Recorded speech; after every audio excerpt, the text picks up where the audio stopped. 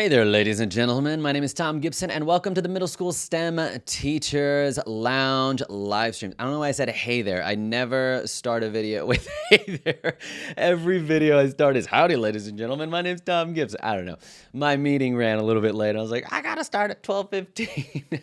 But welcome to the show. Today we're gonna be looking at all the different tech that I use for distance learning and for hybrid teaching. I thought I would start with a how are you? How are you doing? Good to see you all. Welcome to the live stream. But I would start with kind of what I've got here in my home studio, and what I used a lot primarily when we were doing distance learning, and then also share some of the equipment that I have for my hybrid classroom. Even though I'm moving from class to class, so a lot of my stuff has to be pretty mobile, and hopefully you'll find some use and some value out of some of that. But some context: this home studio, it really has been evolving over the last maybe 5 years. I started doing YouTube in 2015 when I had my first DSLR camera, which is just like kind of a nicer, one of those bigger cameras that you can kind of change the lenses out of. And I remember just getting that camera and like getting Premiere Pro and starting to edit. And it wasn't the first time I made videos, but it was the first time I was starting to really consistently post to YouTube. And since then, I've been upgrading to different microphones, to different cameras, to different lenses. And now I've got this kind of like this whole studio at home that really doubled as a fantastic distance learning environment and studio as well. And like one of the things that you can notice is I can change camera angles pretty easily, which students were like, wait a minute, that's not the same camera angle that you had a little bit earlier. I'm like, yes, it is not. But I thought I'd share a few of the things. Some of these things are absolute overkill that I would not recommend to any teachers unless they were like, I think that's cool and I want to get that. Unless it's the teachers that were like me, that were in the AV club in high school. Like, big surprise, I was in the AV club in high school, and I did the morning announcements. And just I was thinking about that the other day. I was a sophomore in high school, and my on-camera presence was abysmal. We would go into school super early and we'd record the actual news for the day, or news for the week. I can't remember how often we did it. And I remember we would read off a teleprompter, and then I would have to watch the video when I went back to class when they played it for the morning announcements, and I would see myself. And I remember watching myself. In my mind, I thought I looked great, but as I would watch it in the classroom, I remember I would just be like, students, don't forget, reading the teleprompter, looking down, like not even looking at the camera.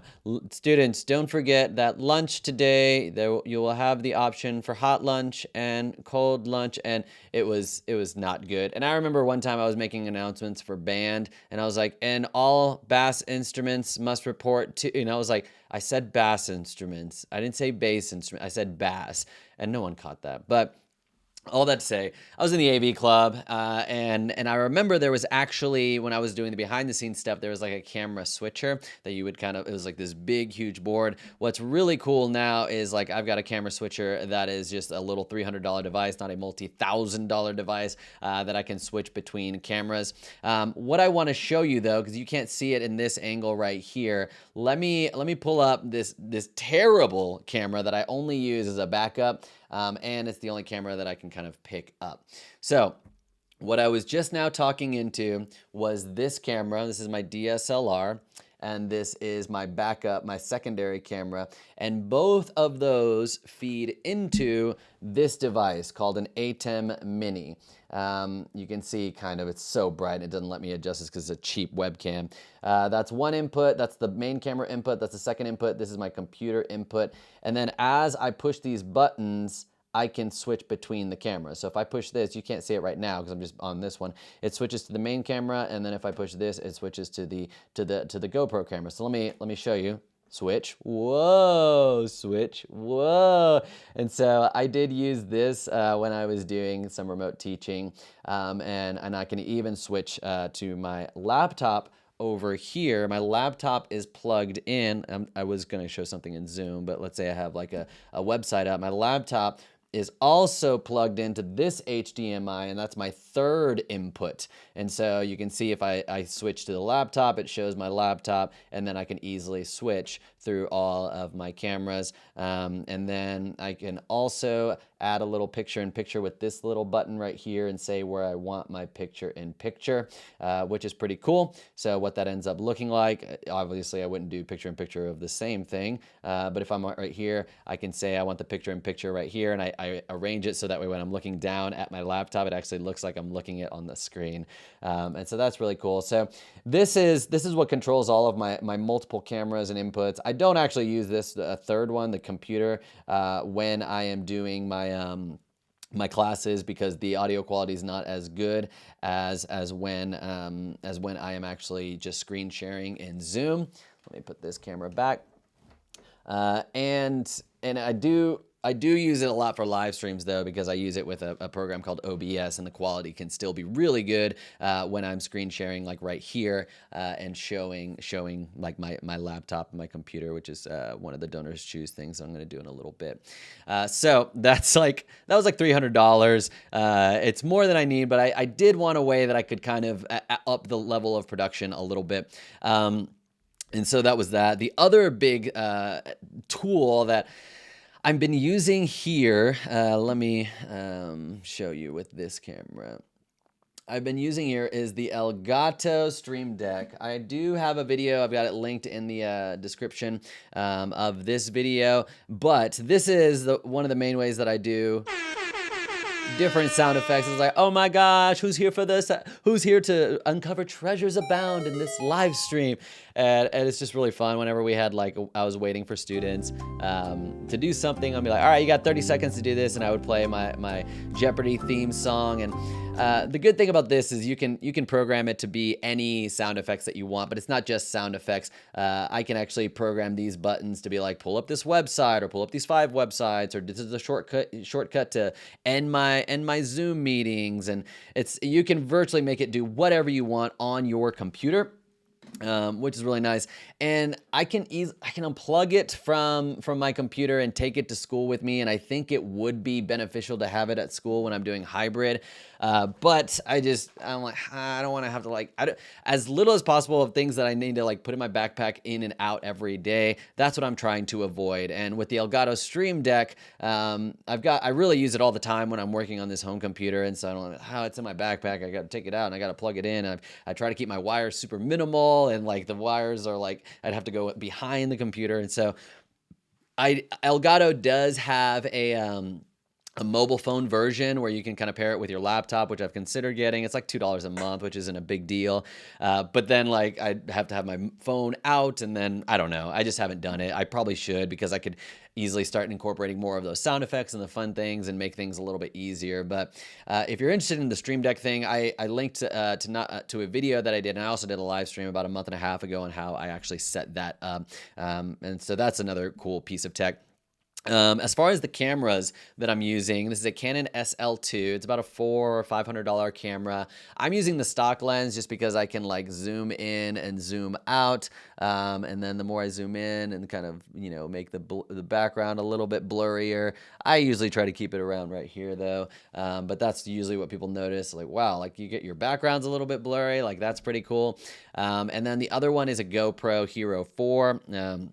And so this camera, I originally didn't buy it for this. I used it as I just wanted a cool GoPro camera to whenever I needed a small camera to do something with. And so when I started doing all of this live stuff, I was like, oh, a GoPro actually makes for a really good webcam. And I decided to use it as a backup webcam to give you this really wide view, which a GoPro is known for. You don't have to make it this wide, but almost like a behind the scenes. And a lot of times when I'm actually even noticed earlier in the live stream, I'll look at the main camera, even though I've switched to this camera, just to kind of give that behind the scenes look, as opposed to just looking at this camera. I'm doing it now just because I'm calling attention to it. But I've got that plugged in, and then I've got it plugged into where I don't have to, both that camera and the Canon, they have these batteries that you can plug in. Well, the GoPro, you just have USB port, micro USB, that it can get power, and the Canon SL2 has a special battery that I can just plug into the wall, and I don't have to change the batteries, and so that's really nice. And then again, both of those are plugged into the A10 Mini, so I can switch between them pretty easily.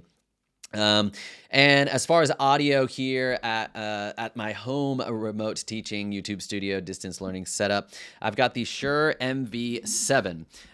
This looks a lot like what you see a lot of podcasters do.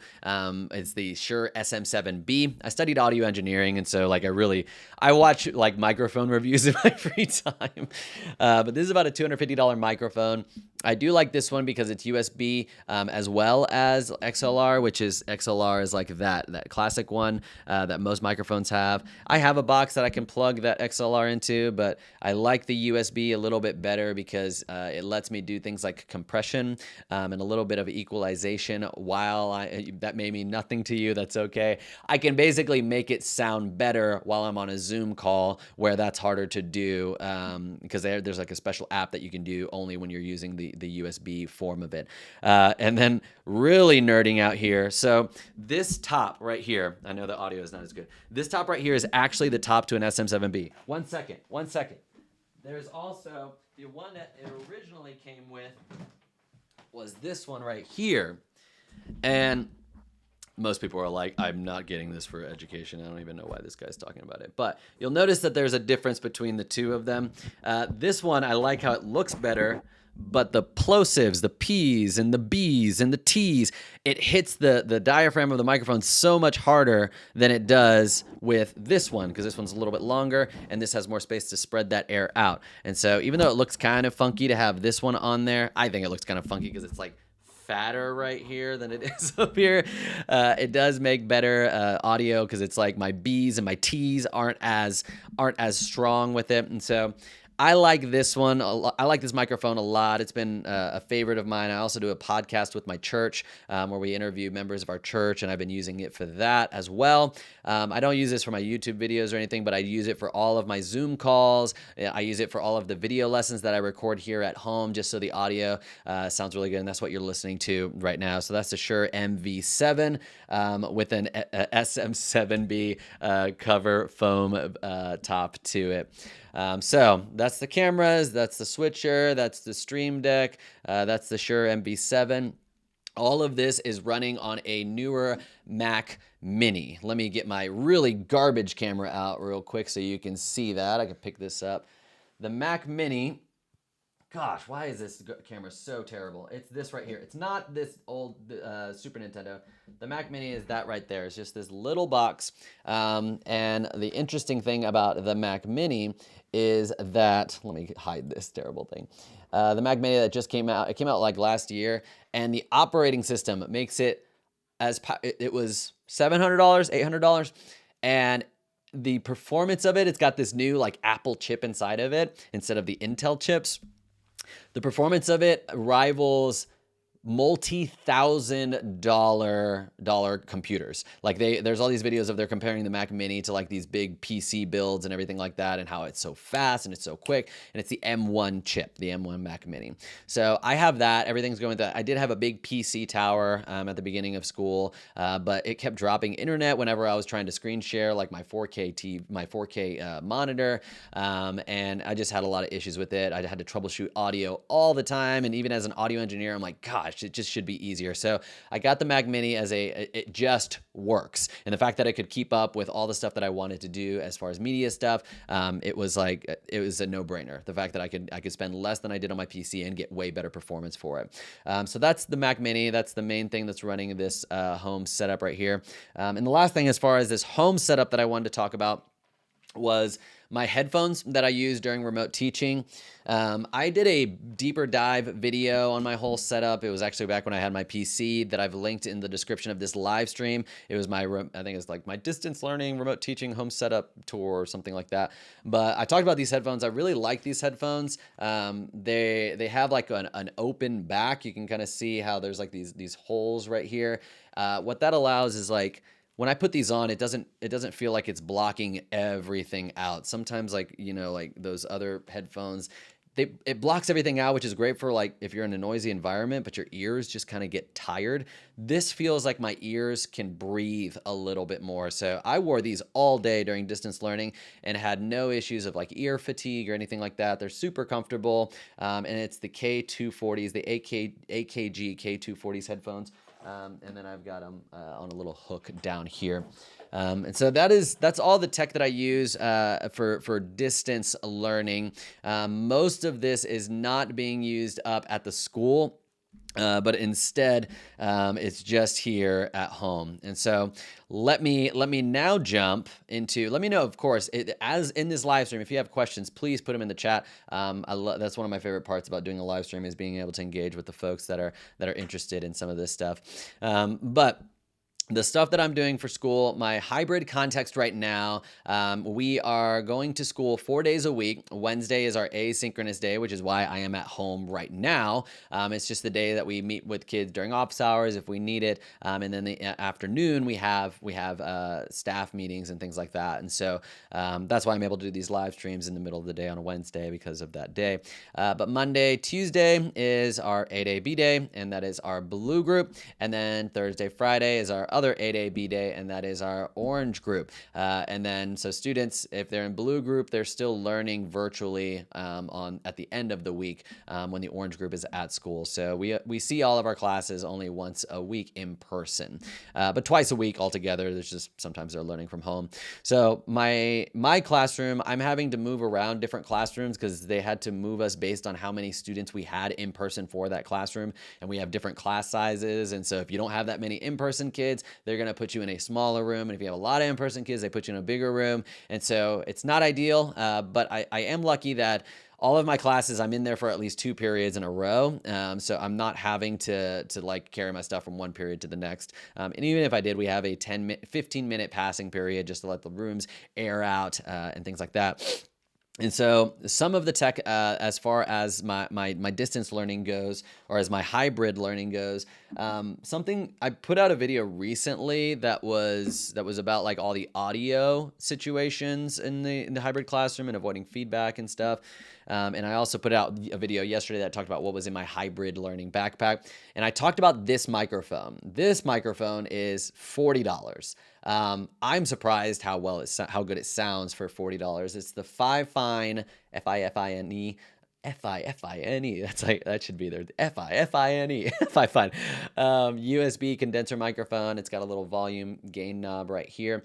I hadn't really found a use for this for the first couple of weeks of hybrid learning, mainly because my microphone was actually my Apple Airpods, which I don't have here because they didn't pick up as much of the rest of the classroom. They only picked up me, which is what I wanted.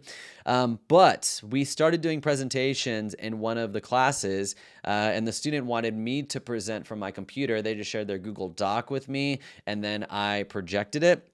But then, since they didn't have their computer in front of them, they weren't able to join the Zoom call and unmute themselves. And so, what was nice about this was I could go put this in front of them on the table in front of them. It didn't even really have to be that close to them. And it comes with a really long USB cable, and I was able to draw that all the way back to my computer. And so I selected the Fifine microphone as my microphone source whenever there was a student that was presenting in the classroom. So that way, the students at home that were watching could hear them a lot more clearly, because if I just used the built-in microphone on my laptop, it would be like sounding really far away. So this is my presentation, and the students at home just would not be able to hear that person talking very well. So this is a $40 microphone. If you're looking for a link to this, you can either search Fifine microphones, or if you go to the What's in My Teacher Bag video, which is linked in the description here, I've got a link to all of this stuff. They're Amazon affiliate links too, which means that I end up getting a commission if you use those links, even though the price doesn't change for you. So if you want to support the channel, use those links. The other thing, I've got a little list here. My iPad. I have not been a huge fan of the iPad as a teaching tool. I know I have my friend Carl Hooker. He literally created a conference here in Austin, Texas, about using the iPad in education called iPadalooza. He's since changed it to LearnFest, but I know some people love the iPad. But for the most part, like my school is a Google Apps school, and Google has no real incentive to make their iPad apps be like really awesome, like Google Sheets and Google Slides and Google Docs. And so most of our students either have Chromebooks or they have laptops, PCs, MacBooks. And so whenever a student comes to class and their iPad is their main device, because we're a one-to-one bring your own device school, I was always more frustrated with the iPad because I'm like, why does the Google Doc app not actually do all the things Google Docs should do? And it was so frustrating. And I found the iPad more as a thing that was getting in the way of what we were trying to do. And I had to find all these ways. Why is the browser version of Google Docs better than the Google Docs app on the iPad? Really frustrating. But it wasn't until hybrid learning started that I realized, like, oh, okay, I want to think. Yes, Angel is like, agreed. Why does anyone need an iPad? Unless you're an Apple school. I don't know. There's a few apps that are good for it. But when I went to hybrid, I originally had a Wacom writing tablet when I started distance learning to do like math stuff. And I didn't like it. I didn't get used to it. I know you can map certain, like I had a really big monitor, and then writing on this little pad on this big monitor, the movements were too big, and I tried remapping it to a smaller portion of the whiteboard, but then that was just kind of awkward because I felt like I should be able to go to different parts on the screen. So I was like, I don't like the Wacom writing tablet. I'm gonna be in person. Maybe the iPad can actually solve some of my problems of having a whiteboard that not only my in-person students can see, but my remote students can see. So I got the iPad 8, being that it was like the cheapest, newest iPad. And then I got an Apple Pencil that's not an Apple Pencil. It's like the knockoff Apple Pencil. What's up, Richard? Richard in the house, and Angel in the house. Whoa, whoa, whoa, whoa. It's good to have y'all. And so I got the knockoff Apple Pencil, but I really like the iPad now. Literally today, I was recording a video before the live stream on how I'm utilizing the iPad in hybrid learning. And it's actually solved a lot of problems for me. The iPad has served as a second monitor to my laptop, to where I can like have it like this, and I can put it up on a stand. I've got this little flexible mount that I talk about in my what's in my backpack video that's linked in the description for anyone's joining. I can use it as a camera to point to the kids, where I join Zoom here and it's pointing to the kids in class, so that way the kids at home can see the kids at home in person. And I can use it as a whiteboard. I did run into problems where I was projecting this to the projector in the classroom instead of projecting my teacher computer.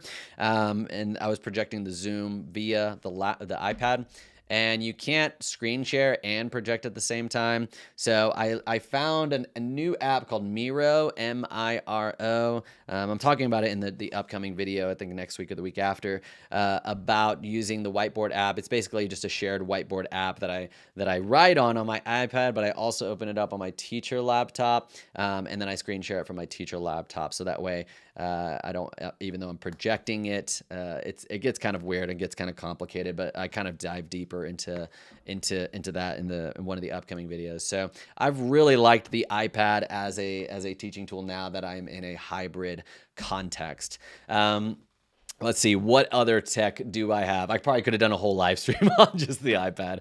Apple Airpods. I don't have them up here, but I have the Apple Airpods Pro, but I actually, thank you, Richard. I appreciate that. Nice hair was the comment. I tried with my hair, but I guess it just didn't work out. I need a haircut soon. The AirPods, I have the Pro versions, but they don't stay in my ear very well. And so, like, gosh, I spent so much more money on the Pro versions when the actual original versions actually fit a little bit better. But I think they're coming up with the new ones that are a mix between the Pro and the original ones. And so I might get those and hopefully have a little bit of a better fit. But I use the Apple AirPods in two ways. One, it serves as my microphone so the students at home can hear me even if I'm walking around the room pretty easily. And second, if I'm going into breakout rooms, instead of having, Zoom on my main computer put out the audio through this speaker that I set up, this is just like one that my school gave me, like GQ brand or something like that. I can switch the audio to my AirPod, so that way when I go to a breakout room and I'm talking to a student, their audio is not being projected to the rest of the class to hear, but instead I can just say, oh, just let me change it to my AirPod, and now I'm the only one that hears that student when I'm talking to them in a breakout room, so it's more like a private conversation. The webcam that I use, let me actually move over to my laptop here. This is my laptop, and this is Zoom on my laptop. Get something that you can use, not something that you want. Exactly. That was a big reason why I didn't get an iPad for a while, because I didn't feel like I could use it, but now I can. This is the webcam. I did want to show you one little hint. If you have a webcam for distance learning, for some reason, some webcams, you get a little bit more real estate if you go to video settings and then you turn HD on. So you can see when I turn HD off, it kind of gets a little bit more narrow. And then when I turn HD on, it gets a little bit more widescreen. And so I like to use this over the built-in camera on my laptop. This is the built-in camera. Both quality are not that great, especially compared to like, you know, this quality of like this nice DSLR camera. But it works out okay. So I can just change the camera here. And I use this as my main camera when I'm doing distance learning and just having it super wide, which is pretty nice. I guess the last thing, this is a short 30-minute live stream. The last thing is my MacBook Pro, which is what I was just on right now. It's a I think in my last video I said it was a 2016 MacBook Pro, but I think it actually might be a 2015 MacBook Pro. It's the last year that they had the ports. So I think it might be 2015. Maybe I bought it in 2016. Hey, what's up, UWAG? It's good to see you. Yeah, happy Waving Wednesday to you. Thanks for joining the live stream today. Yeah, a little smiley face there. And so the MacBook Pros, it's still going strong. It's not super slow. It's not crashing on me. And so I'm going to keep using it until it just dies on me. But now that I've got like the Mac Mini instead of the PC here at home, I've got the laptop, I've got the iPad, I even got the cheapest Apple Watch. I am super in the Apple Kool-Aid right now, but it's really nice that all of these devices talk to each other. I got an iPhone. Party time. Yeah, let's give it up for the party. That's kind of more of a... Yes. That wasn't a good party one. Let's see. I guess, is it a farting party? I don't know. Maybe not. That one's I'm reserved for my middle school class, my middle school students. Here we go. Explosive party. That's what we have going on here. Having all these Apple devices, it's really nice that they all talk to each other. I can airdrop stuff really easily, and I like it that way. And if I get another laptop, when this one dies, I'll probably get another MacBook Pro.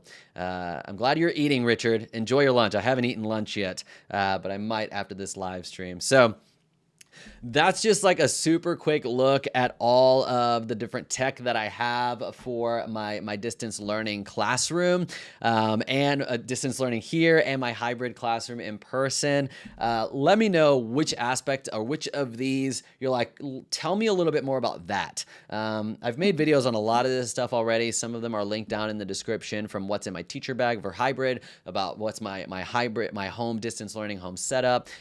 So if you see some of that you might be interested in, let me know, or check out the video and then I might make more. And I'm doing another video on the actual iPad on how I actually utilize that. So the end of every live stream, I like to give back to a middle school STEM classroom and support some of the work that they are doing. All the funds that I make here with my business from YouTube and online courses and professional development, a small portion of it goes to giving back to a middle school STEM classroom. And so I use Donors Choose as my way of finding a classroom to give to. And I found this one. It's Mrs. Burris. She wants just for professional development. She'd like some money for professional development for the growth of her own learning and her students, and using Microbit, which is like a robotics and coding platform. She's got a lot to go still, $813. But the good thing is like her donations are being tripled right now. And so every week I give about $50 to a classroom. And this was one that I really resonated with and would like to support. And so Miss Burris, I'm going to go ahead and give you $50 and hopefully get to you a little bit closer to your goal of getting the professional development that you need and the resources that you need to give your middle school students a good experience. And so I usually recycle one of these messages and just change it to, let's see. Hey, Miss Burris, I'm a fellow middle school STEM teacher, and I have a live stream on my YouTube channel. Each live stream, I take a moment to donate to another middle school STEM class. I hope y'all. I hope the professional development is really helpful in helping you is really useful. I don't want to say help twice. Is really useful in helping you design an engaging experience for your kids. There we go. Post my message. And there you go, Ms. Burris. And I hope that you're able to meet the goal of what you are trying to do in the classroom. So thank you, Angel. And Richard, stay safe as well. This is the end of the live stream. I do appreciate all of y'all joining today. Let me know if you have any questions about what I talked about. Either leave it in a comment below, or if you have suggestions of future videos or future live streams. And thanks so much for watching. Hopefully you learned something to help you design an engaging experience for your students and a fulfilling teaching experience for yourself. And hopefully I will see you in the next live stream next Wednesday during maybe your lunch break, if that's when you're watching. So thanks so much. I appreciate y'all joining me.